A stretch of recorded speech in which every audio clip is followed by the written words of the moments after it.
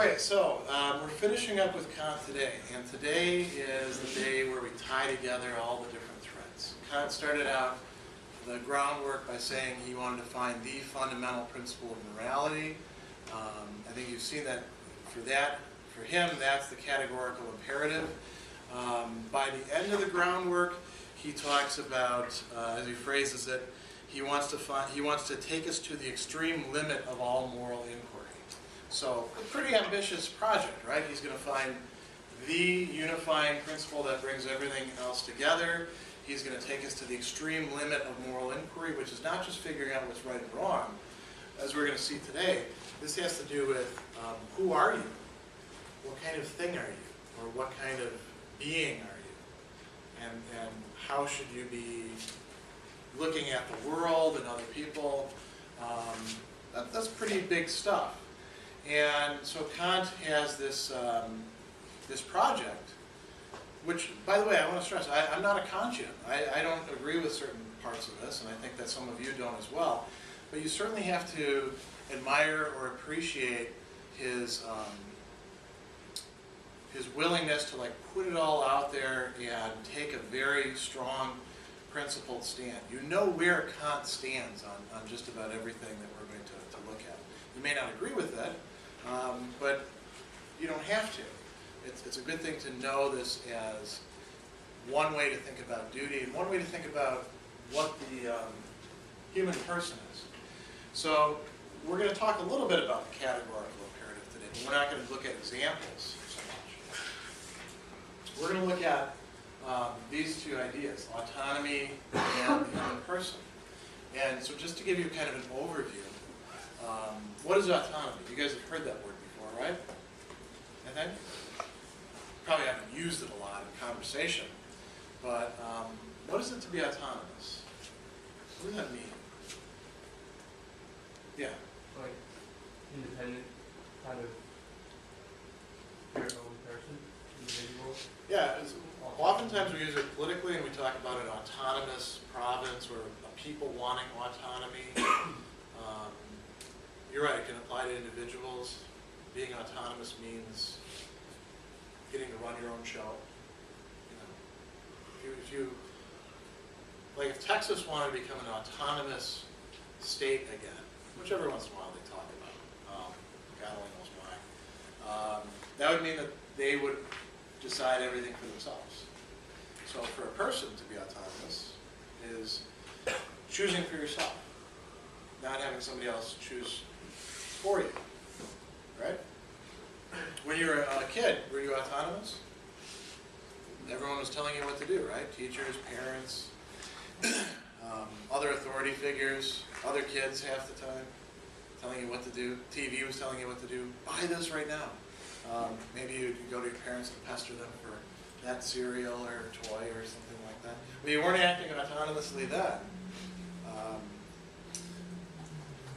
Human person, I think that's an easier thing to wrap your head around. But you notice I didn't put human being. For Kant, you and everybody else, all human people, persons, are something greater than other types of being. So I've used this before as an example. Let's pretend that it's 20 years beyond this, and now something this size has got who knows, 10 billion times the capabilities that something this size has now. It would still not be worth what you are. It would not be a person. Even if it was self-aware, I'm not even sure if Kant would say it would be a person. Because to be a person has to do with not only being self-aware, but with having a will, with having a free will, a rational will, a will that can decide between right and wrong, and which can change itself. And that's part of what makes you you. That's part of what makes you similar to everybody else, but it's also what makes you who you are and gives you the dignity that you have, the worth. That's beyond any amount of iPhones or, to take lesser examples, homemade biscotti or books, if you go to the library, for example, tons of books in the library, right? It's repository for books until we get rid of all of them and digitize them eventually, which is where they're heading. Which will be a sad day for me because I like physically holding books. Those books hold a lot more knowledge than you have in your head, right? One of the depressing things about going to the library, any of you in your majors, you walk in those stacks and you look at those rows of books and you're like, man, I could never read all of these and I wouldn't remember half of the stuff I read anyway. If I did, I could spend the whole rest of my life just learning about abnormal psychology or, the laws behind doing business in foreign countries or this or that, the history of this particular people or event, or that sort of stuff. It can be kind of depressing because you realize you couldn't master all that. But that's not worth as much as you, even if you didn't know any of that stuff. You have a worth that goes beyond any mere physical thing, any product, any animal. So that's what we're going to look at today. That's part of what makes you what you are and makes everyone else what they are. And I'm going to skip around a little bit. We're going to be going through parts of section 2 that we didn't get to before, and we're going to go into section 3, and then we're going to come back for a portion of section 2. So he talks about the kingdom of ends, and you're going to see him use this terminology over and over again. And where did we see this term end come up before? Remember the second formulation of the categorical imperative. Act always so as to treat humanity in yourself and in others never as a means alone, but always as an end. And we talked about that last time in terms of like using people, right? So if here's an example that you may be able to relate to. If I were to turn the professor-student relationship into something just to benefit me, to get something that I want, or to benefit you because I want something back from you, I would be treating you, Kant would say, in an immoral way. I would be treating you as merely a means, a tool, an instrument for my desires and my inclinations. And I could do this in very crass ways, like I could say, okay, everybody wants an A, right? How much are you willing to pay for an A? What's the dollar amount that you'd be willing to shell out? Well, that would be using you, right? It'd be using a lot of things. It'd be, abusing my position. It'd be abusing the good offices of the university. But it would be using you. It would be treating you as something less valuable than you are. You would be reducing the relationship of educator to student to something purely instrumental, wouldn't it? If I were just to show up here and do kind of a song and dance and not put stuff in iLearn and not develop resources for you and just put in my time and do the minimal amount of work and get you in, get you out because I'm making a paycheck, and maybe I would justify it by saying, well, I'm not making what the professors are making because I'm an adjunct, so I'm not going to give you what the professors are giving you. You're going to get exactly your money's worth out of me. How would you feel? Cheated? Not cheated. Cheated, yeah. Because we came here to get the education no matter who's in front of us. That's true, yeah. Yeah. We're still paying the same amount of money like whatever I read for. That's true, and you could maybe, that could be your retort to me. That would still be at the level of money. I think this would go beyond money. How else would you feel? You didn't even get money's worth, but what Why else? bother? We're not going. That's interesting. If I'm not going to put in the work, why should you put in the work? It could be that as an educator, one of my duties, not a strict duty, but a meritorious duty, is to convey that I care about the things that we're studying so that you can actually, makes it easier for you to carry, doesn't it? If you see the professor cares, it's easier for you to carry. One reason why I tend to dress up, which I'm not doing today because I'm not feeling well, is I want to convey the seriousness of what we're up to. I got into that habit a long time ago. But how else would you feel? You would feel cheated, you would feel you didn't get your money's worth, unenthusiastic. Would you feel angry? Mm-hmm. Upset? I think so. why would you feel that way? I think you would feel that way in part because you felt like I was treating you like you didn't matter. This is why we get angry. We think they're treating us in a way that we don't deserve, that we deserve better from them.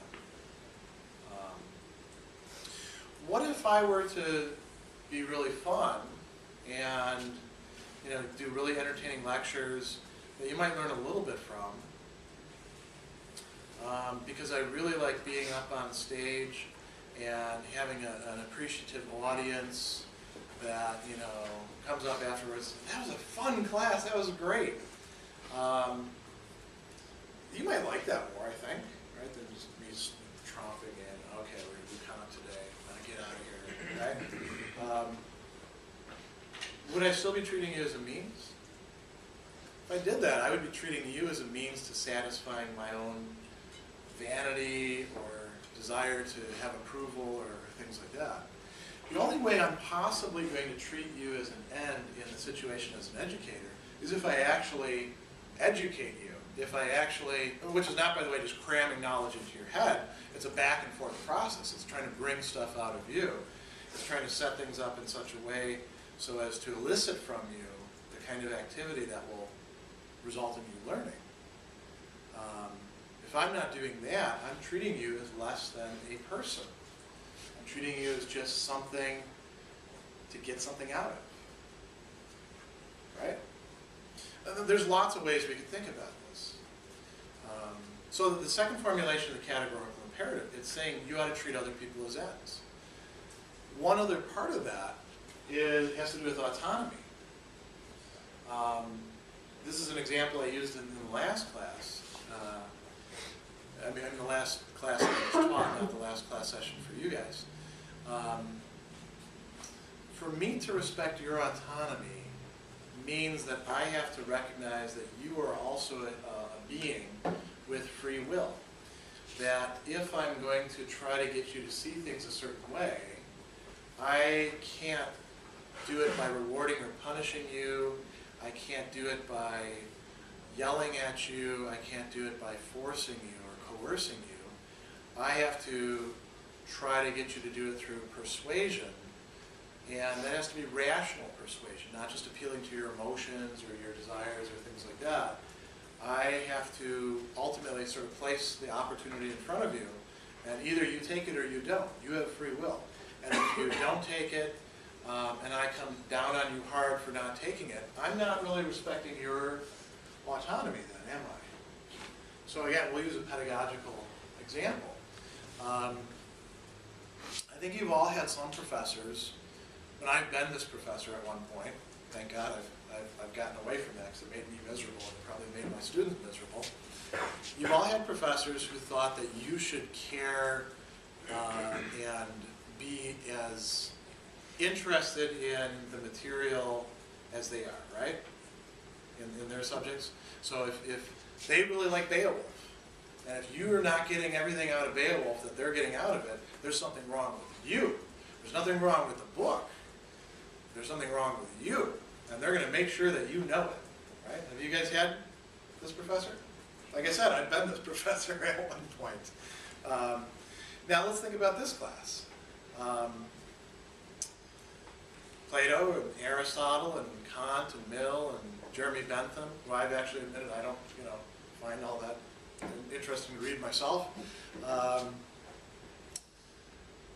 Would it make sense for me to insist that you should enjoy reading this stuff as much as I do and thinking about this stuff, and you should make ethics sort of the centerpiece of your life, and if you don't, you're a bad person. You're a bad student. You don't belong here at the university, et cetera, et cetera. You've all heard this sort of thing before, right? You've seen professors lose it sometimes in class. Well, if I did that, I would not be treating you as a being with autonomy. I would be treating you in some ways a means. I would not be treating you as a person who's able to choose for themselves. Kant would say that if I'm teaching Kant and I get something out of Kant, I should hope that you'll get something out of Kant. but I can't make you do it. If I try to make you do it, then I'm actually going against Kant's very own notions of autonomy. I'd be treating you as somebody who I could control, I could coerce. I wouldn't be leaving you your autonomy. I wouldn't be, in a certain way, respecting you. And I think that's probably, if you were to think about that sort of educational situation, one of the words you would probably use to describe it is the professor was not respectful of students, right? They wanted respect for the material, and they wanted the students to respect the material, but they didn't treat the students respectfully, and that usually, makes it not work. But Kant would say it's not wrong because it doesn't work. Kant would say it's wrong because it doesn't respect the student as autonomous, as a person. It treats the student as somehow less than a person. Now, where does the line begin? I don't know. Would you treat elementary students the same way as college students? God, no. It'd be pandemonium, right? You make them do things. But at a certain point, it has to be left to you. And you're on the early end of this, but as you get older and you're engaged in more and more relationships and roles, you will find yourself constantly in situations where you want to say, all right, this letting people choose stuff, this is not working. Somebody's got to, step in and restore order and make things happen the right way. When we let people choose what they're going to do, things don't turn out right. So I'm going to make it happen. And then you'll see that doesn't actually pan out that well. And if you remember your Kant, which I hope you do at that time, you'll think, I'm not treating people autonomously. There's a reason they don't like it. Because I'm not treating them with respect. I'm not treating them as a human person. So Kant talks about this in terms of a kingdom of ends, right? And I think that this notion of kingdom, we don't live in kingdoms. I don't know if any of you have ever lived in Europe. Maybe you've lived in the Kingdom of Monaco or something like that. But we don't live in kingdoms, right? We live in, what, communities. So can we exist in a community of ends where we treat each other with a certain sort of respect, a certain level of dignity, a certain recognition of being a human person? That's what today is about. How does that happen? And Kant thinks that the categorical imperative is the way in which we're going to be able to make this happen. So this brings up an important concept. And I just want to stress a little bit more. Kant talks about value or price. The German word for it is Wert. And then he talks about dignity. Now, you're all familiar with things having a value or a price. This is almost worthless. It's a little piece of chalk, but it still costs something, right? It had to be made. I keep finding these in my pocket. If it was worth anything, the university or the college wouldn't let me take them home all the time and find them in my pocket. Imagine if a desk was missing each time. Then they'd get concerned, wouldn't they? Because that has a higher value or a price. This has a certain value or price. Homemade biscotti, right? And notice, too, it can shift depending on the situation. If you compare this to the biscotti you could get across the street at Starbucks, if you like the machine-made stuff that has, a little chocolate on top of it, I think it's about $1.50. Does that sound right? You're the one who really likes Starbucks. I don't get the food. Actually, the food at Starbucks isn't very good, is it? The paninis are good. Yeah. Pound cake is good. I do have to admit, there's one thing I like there that's food. That's the banana bread with the chocolate chips in it. Less of it. Anyway, so a biscotti, right? This could have a certain price on it. And, a lot of people are into homemade stuff. This is, it looks kind of irregular, but maybe that's a selling point. And if you put this on the internet and you put like a nice wrapping around it, you might get $3-4 for this, depending on where you put it. Which is, huge markup. If you know anything about food, you realize how great the markups are for food in restaurants or things like that. This probably cost me 10-15 cents to make, I'm guessing. It's got a certain price. You can exchange this against other things, right?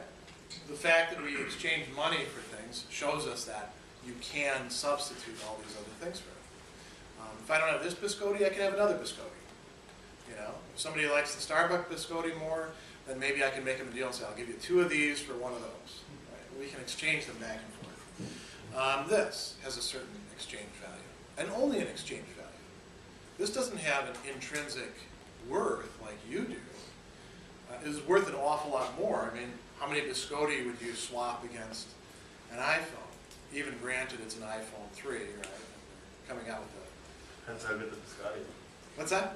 Depends how good the biscotti is. But I'm Yeah, you're right. It would depend on factors, right? And it would depend on how much you want the biscotti at the moment. If you're really hungry, you might settle for less biscotti against the iPhone. If you're, iPhone 3 though? is the iPhone free? The 3 at least it is. It's a 3, yeah. So it's free anyway. Oh, they are? Yeah. On contract, so you're. Oh, still I see what paying you're for saying. it, Yeah. But it actually costs money outside of contract, so Yeah. it has a value. But because the contract subsidizes it. But you're right, it's all in terms of dollar values. And we can talk about other values as well. Think about a good friend that you have. Why do you value your friend? Is it because they're really irreplaceable and you couldn't do with you know, somebody else in their place? Let's drop it down a little bit. Think about hanging out with somebody. You just want to hang out with somebody. You call one of your friends. They can't hang out with you that day. You just call somebody else, right? You can put somebody else in their place. You can tell whether somebody really needs to be, say, in a wedding party. The bridesmaid or the groomsmen, they get sick. Can somebody else step in, take that job? Sure, unless it really, really, really matters to you that this person be there. You know, that this person has to be the best man or the what is the female equivalent? Maid of honor. Maid of honor. Thanks. Bridesmaid is just sort of a generic Yeah, category. I figured that. You know, so if you say this person, I can't have the wedding unless they're the, you know, the maid of honor or they're the groom, then you would say that there's no price, there's no possibility of substitution. But when push comes to shove, if you really want a wedding, and that you know, there's only 2 people that can't, only 3 people that can't show up, right? The bride, the groom, and whoever's doing the wedding.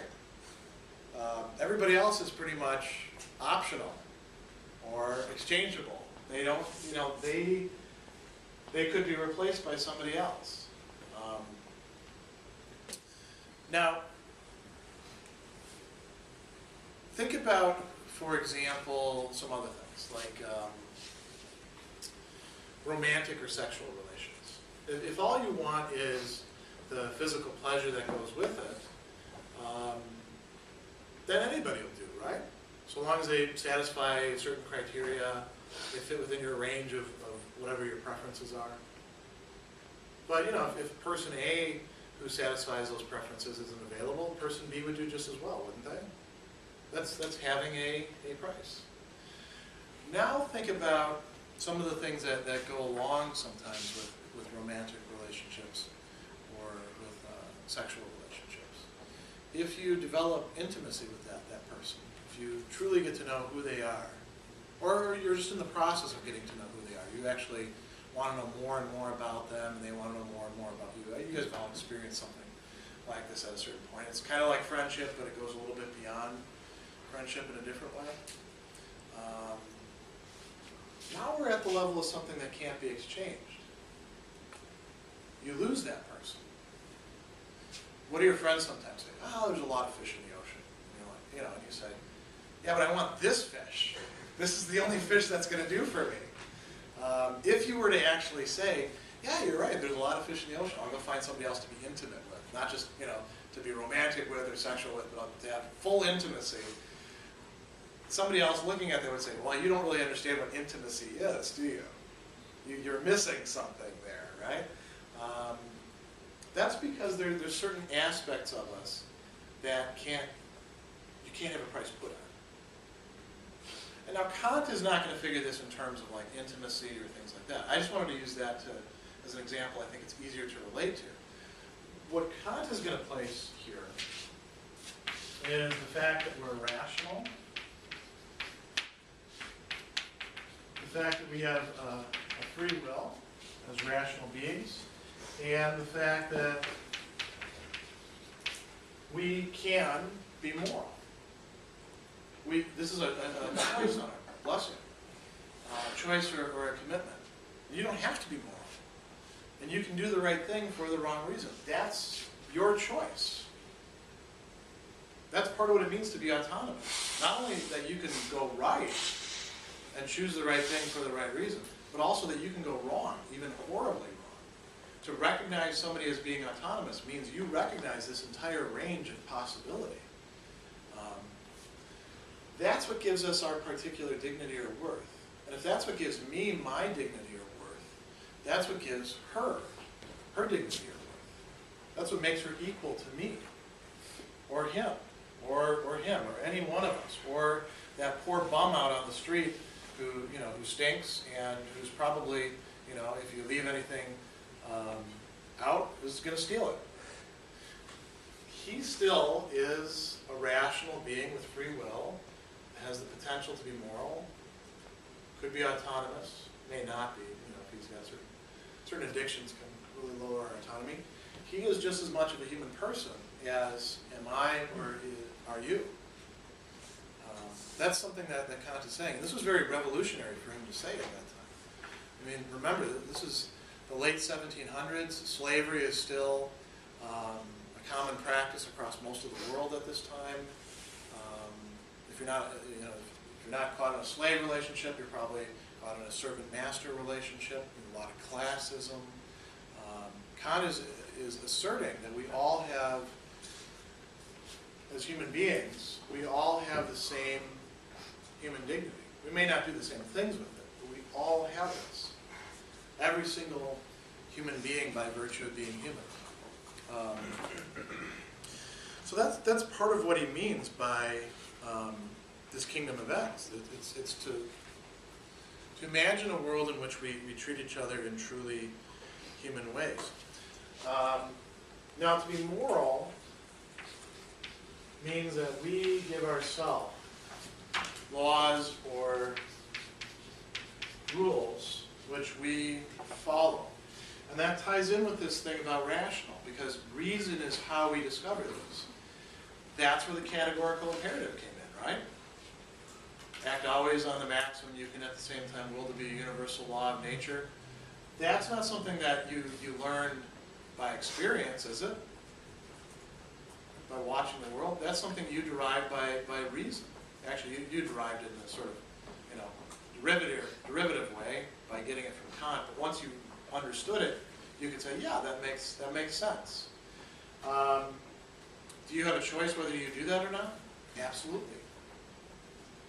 So these three things, rational, free will, moral, giving yourself laws that you recognize, they are intimately connected together for Kant. And that's what gives you your value as a human person.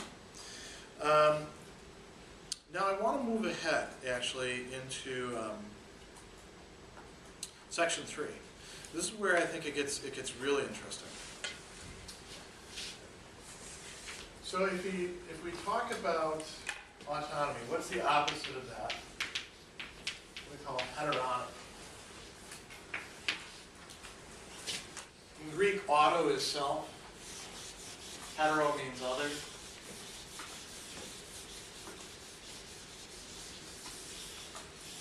Right? So if autonomy is the condition of giving yourself rules, governing yourself, choosing for yourself, being free, and using that freedom to decide things. Heteronomy is when somebody else is giving you the rules. Somebody else is saying you have to do this, you have to do that. Now, if you are a free being and somebody else is giving you rules and you're following those rules, you are freely choosing to follow those rules in a certain sense. And I want to sort of dwell on this a little bit. if, for instance, I say, if you don't do what I say, I'm going to kill you, you still have a choice, right? You can say, he left me without a choice. Or, think about The Godfather, the famous line, make somebody an offer they can't refuse. Well, actually, they can refuse it. The only thing is, there's consequences to refusing it. If I hold a gun to your head and I say, complete this exam or I'm going to kill you, be a sort of bad professor, right? Actually, it would be beyond bad. That'd be like, comic book villain professor. You would still have a choice. You would be on some level accepting that if you want this, you have to do this. You would be accepting somebody else's rule, but you would be freely doing that. There are certain ways we can do this that sort of remove our freedom from us that way. If you say, well, I'm free to do anything I want, so I'm going to, smoke crack or take heroin or, use crystal meth, very quickly you're going to cease being an autonomous being in a real sense, any sort of, sense other than purely potential, because you're going to become addicted. Those are three of the worst ones to get involved with because they're so addictive and their effects are just devastating on people's lives, right? The big three, at least in our culture. Then you would be caught in a type of heteronomy. Addiction is a form of heteronomy. Think of other things you can be addicted to. And besides, substances. What are other things people can get addicted to? Food. Yeah. And that's been a problem for a long time. I remember just reading in one of the strangest places you'd expect it. It was a commentary on Ecclesiastes by some, I don't even remember which author was talking about it. And he talked about people feeling bad and eating, therefore, because they felt bad. The same stuff that we talk about today has been around throughout the millennium. People become addicted to food.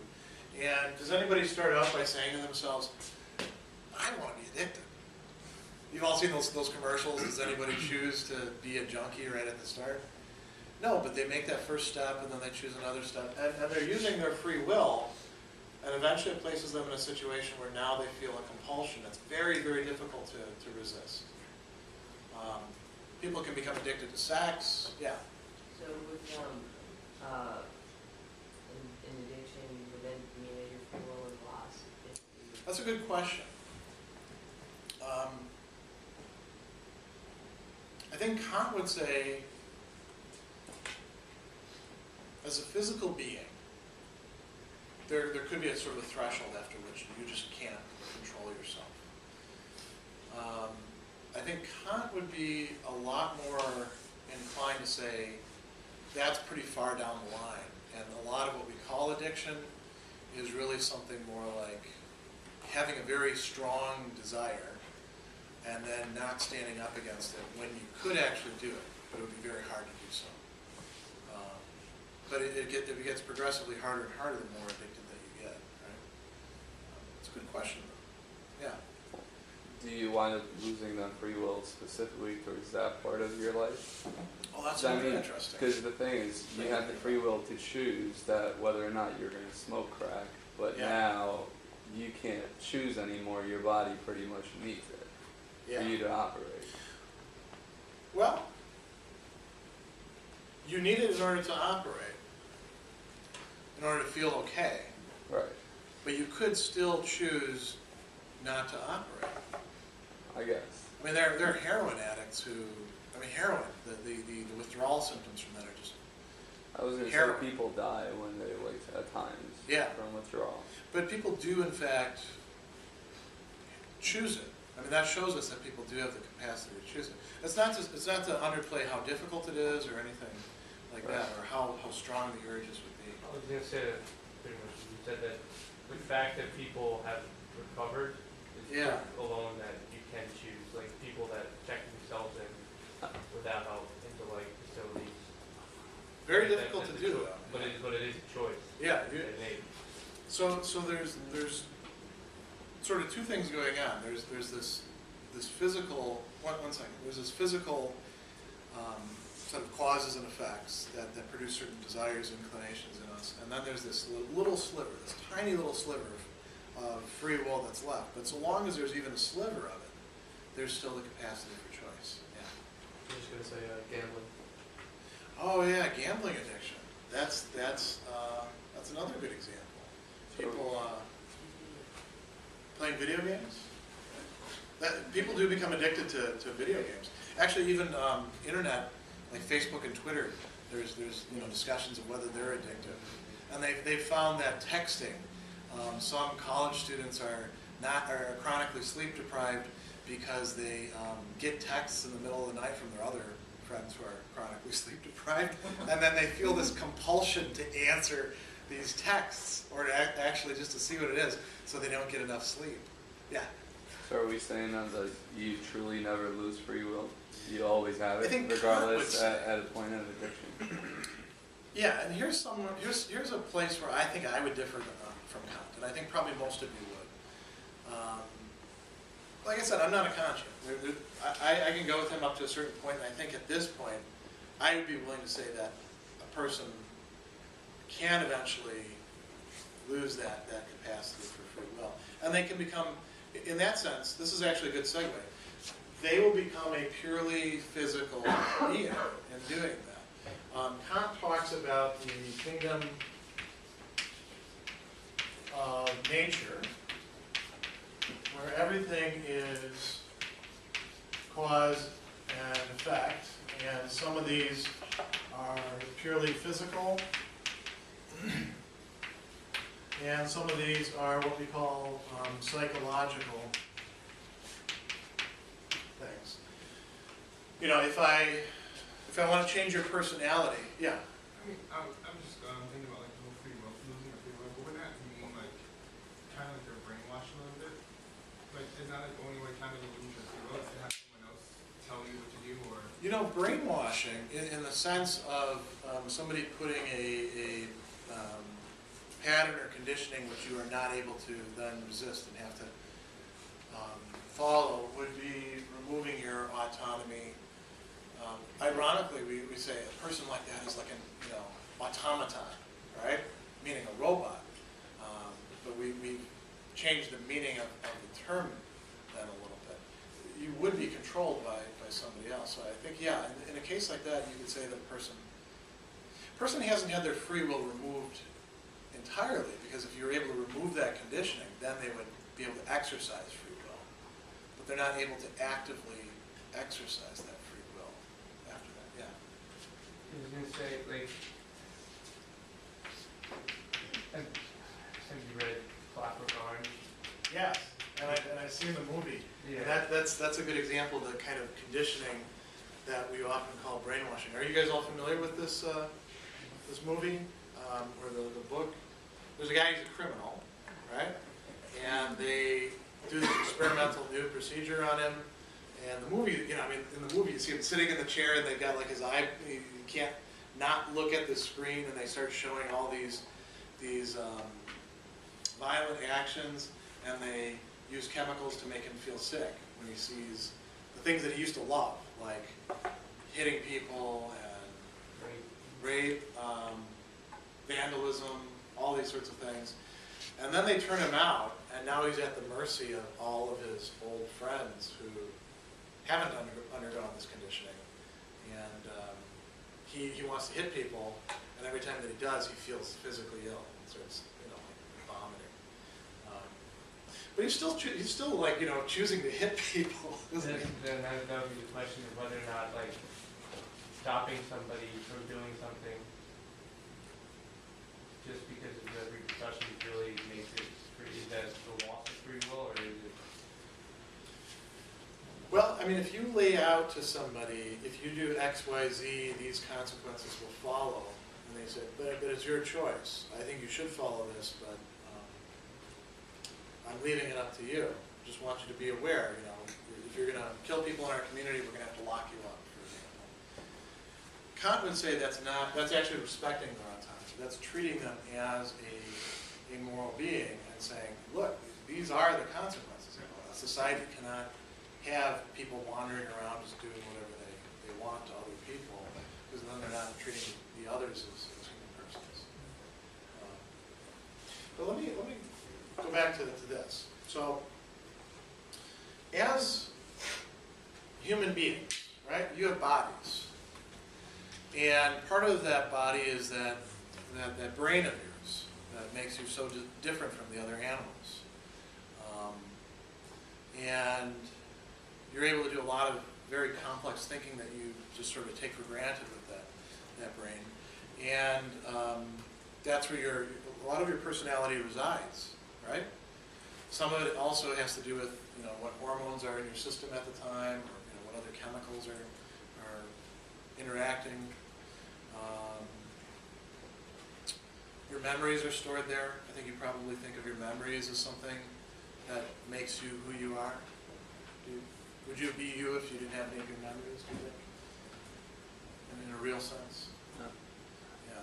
So, but that's, you know, your memories are stored in a physical way. And that's subject to all these laws of cause and effect.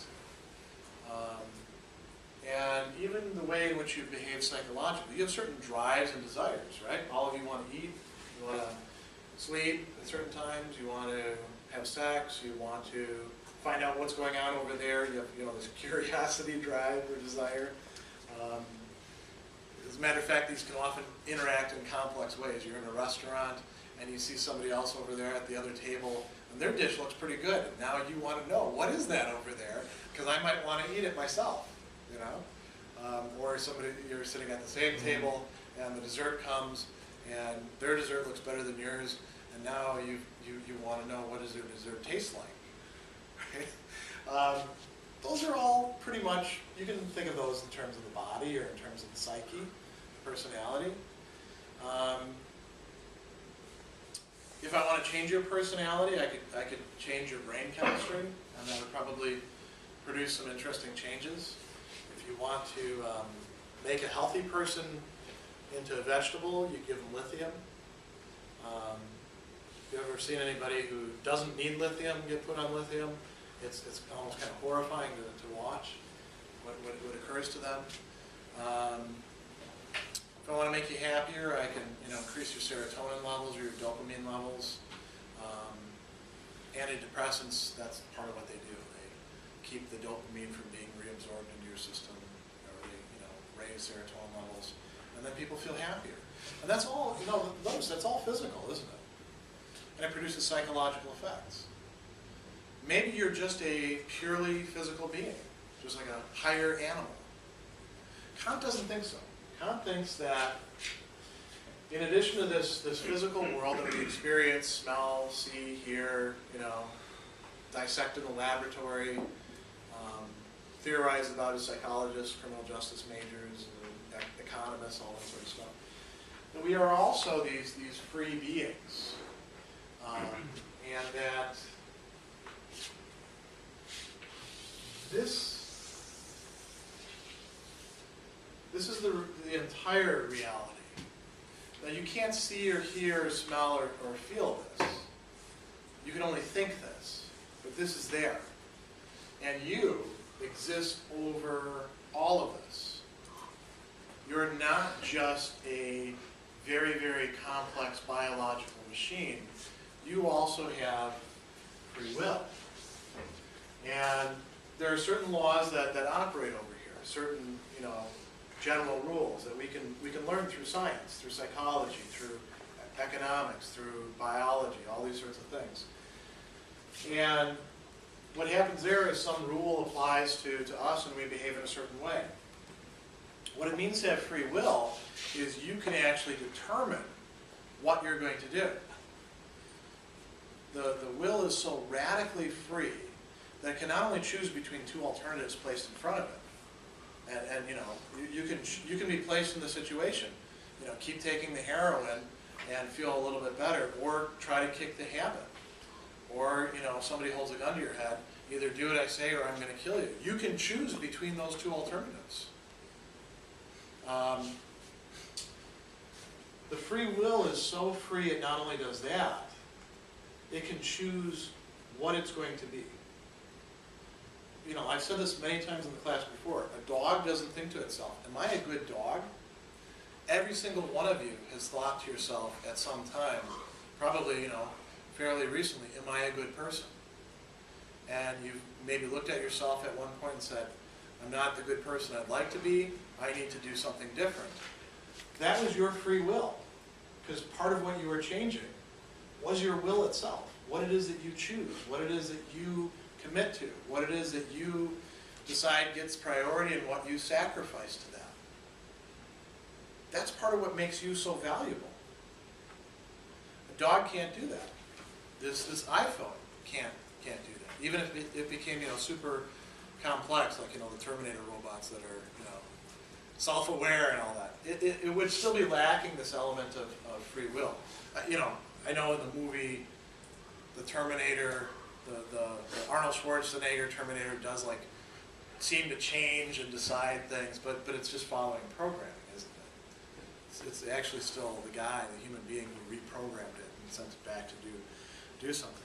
So Kant says we can't sense this, we can't actually see this, but we can think this, and this is what it means to be part of kingdom events. He says you can't actually prove in any sort of rigorous way that you have freedom, but you presuppose that you have freedom in all the actions and all the choices that you make. You behave like a being that has freedom, and that's enough to elevate you from this purely mechanical level. Even just the thought that you've got free will means that you're no longer just something of the world. You have a dignity or value that goes beyond that. You're not just a pile of very complex meat and bones put together in certain ways. Let me go back now to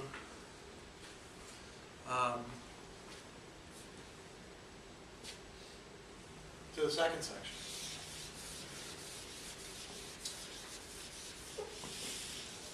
If all this is the case, and the goal is to be autonomous and to respect the autonomy of others, how do we do this? What are our principles? Well, we could just sort of stumble along and, as the English say, muddle through it, or we could have some sort of principles that we use, some sort of guidance.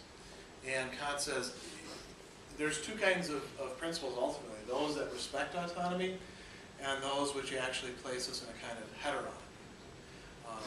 Those that would respect autonomy would be the categorical imperative.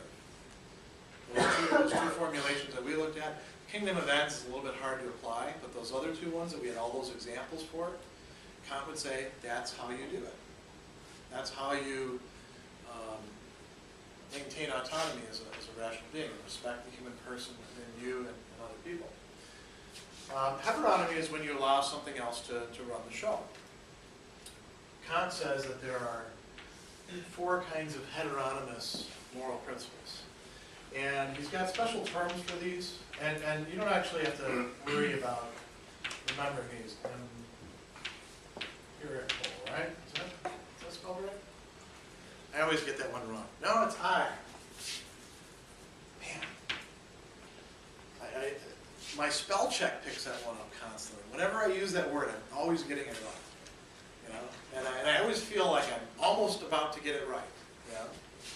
You guys probably can relate to that with some other words, can't you? The worst thing about I learned too, by the way? It tells me when I've got a word wrong, but there's no actual correct the spelling in it. The right thing. Yeah. So I'll type something in several times. I'll be, no, that's not it. That's not it either. That's not it either. What the hell is it? So I have to go into Word to find what the actual right spelling of the word is. You don't ever Google a word, so I can tell you, did you mean this? Oh, and it corrects it. that's a smart trick. No, I've never done that. That would actually be a good idea. Okay, now when you talk about something being empirical, what do you associate that word with? Because you've heard that word before. Numbers. Science. Okay, numbers and science, yeah, and I think that's a useful way to think about this, particularly what we just talked about, this world over here of experience. It comes from the word to experience, or to put to the test. And we often talk about empirical studies, so you get, a control group, and then you give this other group a drug, and you see what happens. Does things turn out differently here than they do here? And you're looking at experience, right? Now, your experience of the world has not been very scientific so far. You had science class, and you put things in test tubes and measured them and did lab reports, I'm guessing, right? But has most of your life been measuring things and applying the scientific method? No, it's been sort of, looking and seeing what happens. When you were a kid, you learned early on, if you act in certain ways, you'll get punished. And if you act in other ways, people will like you. And they'll treat you nice. And, could that be different? Yeah, because you went over to some other kid's house, and then you were surprised that some of the behavior that they did, and they didn't get punished for it. What's going on here? And you may have had the experience of saying, wow, I want to be here. I don't like being punished. I want to be able to get away with doing this. And at Johnny's house, they do this all the time. Or you might have felt like, there's something wrong with this place. Why aren't they punishing them? What's wrong with these parents? And then, same thing with reward. Maybe you went to, Johnny, you went to Susie's house, and Susie got an A, and nobody said good job, or, took her out for a dinner at her favorite place, or bought her a CD or anything like that. They just said, that's what's expected of you. And you were like, boy, that's not very nice at all. I don't like this place. But these empirical, reward, punishment, things going well for us, going badly for us, that varies very much from place to place and situation to situation, right? And if you grew up in a well-adjusted household, your experience of what you think people are like and how people ought to behave is very different than somebody who grew up in a totally dysfunctional, abusive household, I think. Isn't that the case? But can sometimes a dysfunctional household be functional to some people? Well, sure. But that's sort of like saying you make the best of it. There's all different types of dysfunction. I bring this one up as just sort of an example of what Kant's saying, which is that the empirical varies from place to place. And if it focuses on what works, you're right.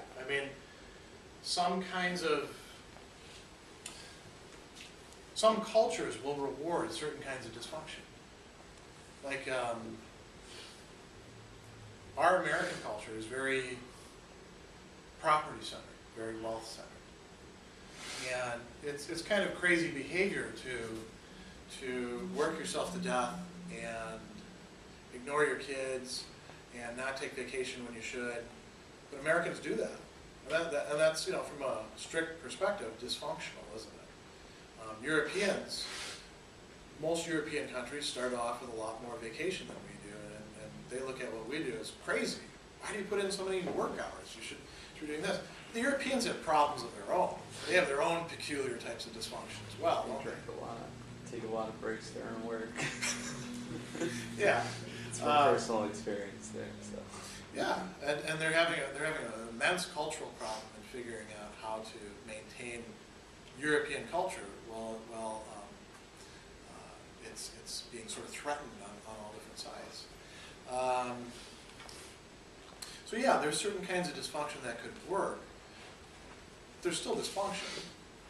And you transplant them somewhere else, they're probably not going to work that well. We make movies about this sort of stuff, don't we? This is good plot lines for movies. You take a dysfunctional guy from here, it's been working for him, flop him down over here, kind of a trading places thing, and either he prospers because that dysfunction actually pays off even better here, or it's a total catastrophe. Now he has to rethink his life. But this is all empirical stuff. And Kant says there's two ways you can get your rules for how you ought to act when it comes to empirical stuff. And one is based on what he calls the principle of private happiness, and you could call it prudence. By private, he just means your own happiness, right? So you figure out, well, if I want to get good things out of life, I better be a nice person so that people will reward me and not punish me and not take away the stuff that I've got or the stuff that I like or remove opportunities from me. And so I'll do the right thing, like not lie, cheat, and steal, but I'll do it because I'm being prudent in that way. I'm maximizing my pleasure, minimizing my likely pain, yeah. Doesn't that go away then from the idea of duty? It does, because it takes duty and it subordinates it to happiness. Right. I would say. And you're right. This is not what he's advocating. He's saying this is heteronomous. This is the bad way to do things. He says that a little bit better than this is actually depending on feeling. Not a lot better, but at least, I mean, think about the person who sort of cold and calculatedly tallies up the goods and the bads, the pros and the cons about whether they should cheat on their spouse or not. Right? And now imagine somebody who doesn't cheat on their spouse because that would make them feel bad. Which person would you say is a better person? I would say myself, and Kant actually says, yes, slightly better. The person who doesn't cheat on their spouse because they feel that would be a bad thing. It would make them feel wrong or bad or something like that. Or maybe they feel good about not cheating on their spouse, right? Rather than the person who says, well, all things being equal, it's less of a winning proposition for me to cheat on my spouse than it is for me to stick with my spouse. Now notice though, with feeling, when you depend on feeling, do your feelings stay the same? How many of you have been in relationships where you knew that you love this person so much, they're so attractive, everything that they have to say is so interesting, you can't wait to get them to know them more and more and more, and find out everything about them, and you go through that period. What do we call that? Say, honeymoon stage, yeah. Infatuation, yeah. We have a whole bunch of names for this. And does it last? No. Even with the person that you're supposed to be with, it doesn't last like that the whole time. And you have to actually make couples that are going to stay together for a long time. They have to make efforts to recover that, to remember why they got involved with this person in the first place. Your feelings about right and wrong, they're not that reliable because they're feelings. Feelings come and go. What happens when you get burnt out? I think some of you have experienced this. Maybe at work previously, maybe right now as students you're a little bit burnt out, and you say, yeah, I really liked what I was doing before, and now I don't feel anything. Is that a reliable guide for what you ought to do? As soon as you stop feeling what you should feel, it's going to be over. So that's not going to be a very useful principle for morality. And that's heteronomous. That's allowing something about you, your feelings, to run the show. Or allowing some sort of calculation about your happiness to run the show. When he's talking about rational principles, what he means by that are ones that we're not getting by just looking at the world and doing sort of trial and error and generalizing from our experience. These are things that we can actually think out. And this is tapping into something that's more who we are. And he distinguishes between what he calls the principle of perfection and then what he calls the theological principle. And in this class, you notice there's something called the divine command theory that I put something about in I learned. This is where we're first running into it. And Kant is not recommending it. He's actually saying this is a bad way to do things. Let's start with that. So the theological principle is where you get your rules not from yourself or from reason. I'll get out of the way for you. Some other principles, he talks about rational principles. So these are not based on experience, these are based on sort of ideas that we have. And one of these is the notion of perfection. Or I would say, if you want to translate this into our own terms today, call this realizing your human potential. And the other one, he says, has to do with some sort of divine command or divine rule.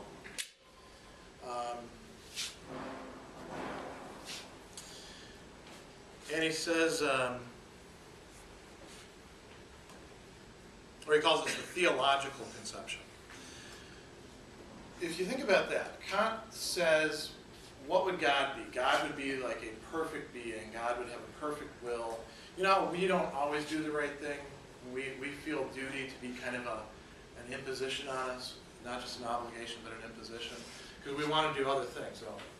So I, show up here even if I'm not feeling well, when my desires and inclinations would be to just stay in bed.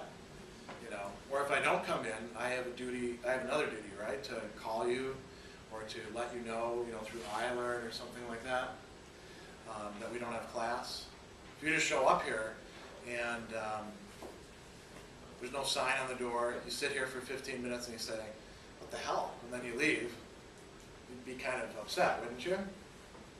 Maybe happy also, but wouldn't you be upset with me? You'd think I didn't do what I should do? I act out of duty going against my inclination. So are you right now, by the way. Those of you who aren't eating when you prefer to be off eating somewhere, you're acting against your inclinations. You're doing what you ought to do. Well, God wouldn't be constrained by anything like that, right? If God is perfect, think about the way we think of God usually, God's will wouldn't have any of these sort of things interfering with it. God would have a perfect will. God wouldn't feel duty. God would just do the right thing automatically. And God would also, presumably then, command us to do the right thing. So if you love your neighbor because God told you to, that's acting on a theological conception. That's, for Kant, heteronomy. You're not loving your neighbor because that's the right thing to do and you recognize it as the right thing to do. You're sort of pushing it off one step and saying, I'm not smart enough to figure this out on my own. I'll rely on some divine will that will tell me what to do, and then everything will be okay.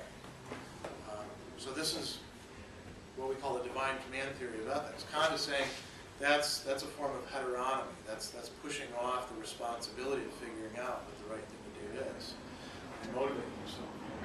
The other one is he calls the principle of perfection. He says the problem with it is that it's empty and indefinite. And here he's targeting something like Aristotle or Plato. The virtues are forms of human perfection. By perfection, he doesn't mean like everything is completely perfect. He means sort of like an active process of becoming more and more what one ought to be. I mean, do you feel that? Some of you probably feel this way, that you have a certain potential, and your potential is being more and more realized. Do you feel this in your major, what you're studying? Do you feel yourself to be acquiring greater and greater capacities?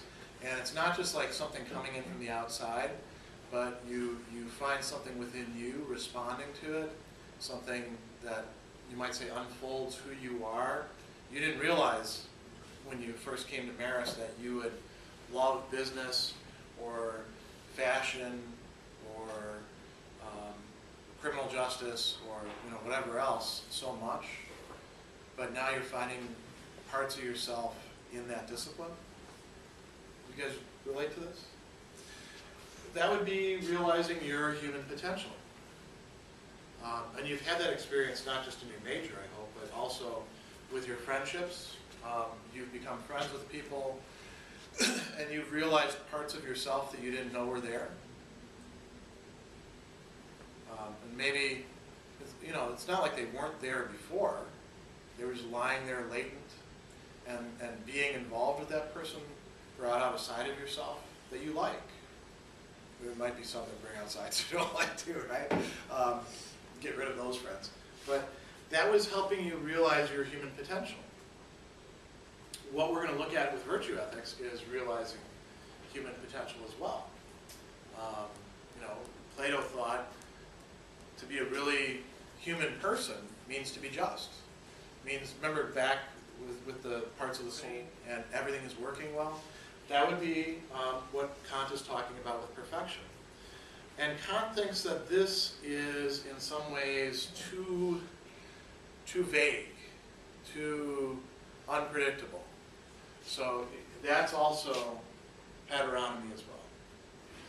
The only thing that's going to be the guide for morality for Kant is to be autonomous, and that means for reason to recognize its own rules.